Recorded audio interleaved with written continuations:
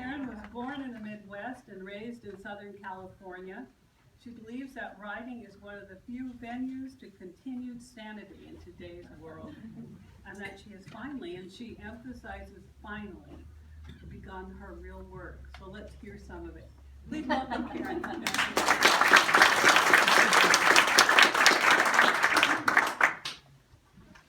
Thank you so much. It's a pleasure to be here and reading out of Reading Clover. My poem, I can tell that the mood from poems are going to go up and down and stories back and forth, and this one is probably going to take you on a downer, just a warning. It's called Waiting. You lie on your side, a Picasso translation of Jesus, your shoulder rising, bony and angular above your ear. The holes that crucified you are in your lower back, are still seeping bloody urine into bags hanging limp on the bed rail. I want it to happen like it does in the movies. Open your eyes, whisper, I love you, and with a tender nod to the side, die. I know it is painful for you, for me. I want your morphine. I want to quiet my own battle between here and somewhere else. Please go, I pray for you. Pray not to our Father in heaven, but to you, my Father still on earth.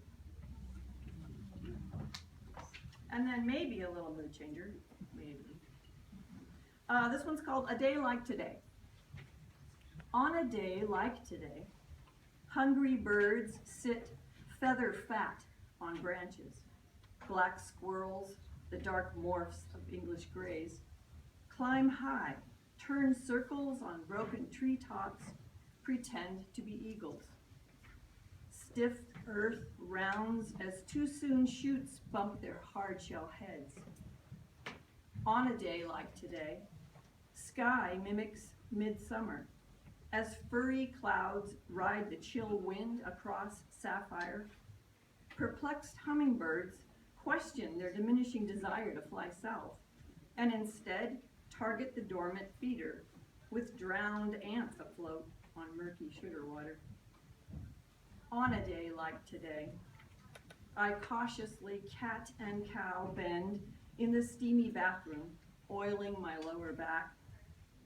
I question whether gravity has pulled my stubborn body closer to the earth, or have I just stopped struggling to fly, as I once did every night in my dreams? This one's called First Defense. No, it's not football.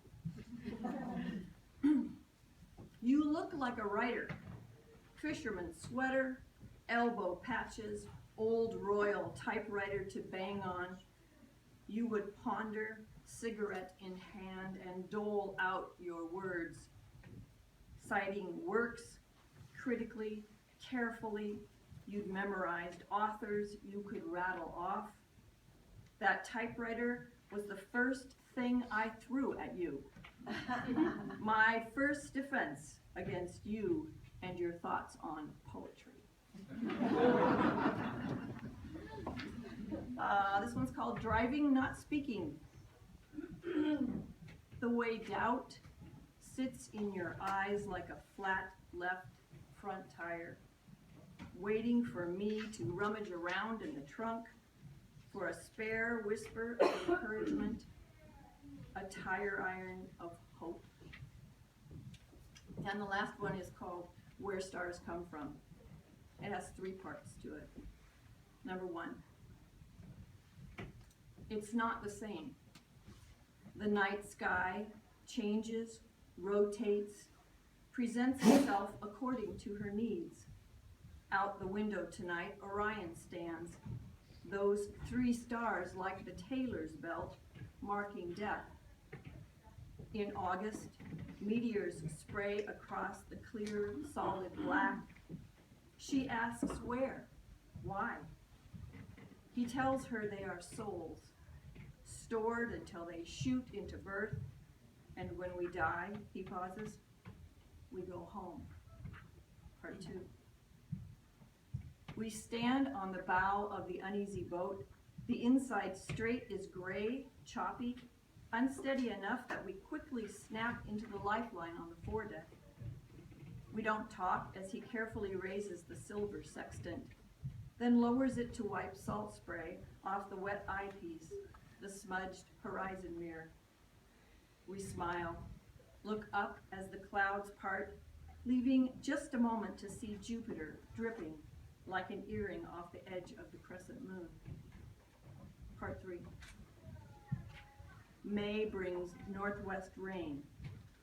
She can't see stars through the gray mist, can't see the vapor trail he might have left her.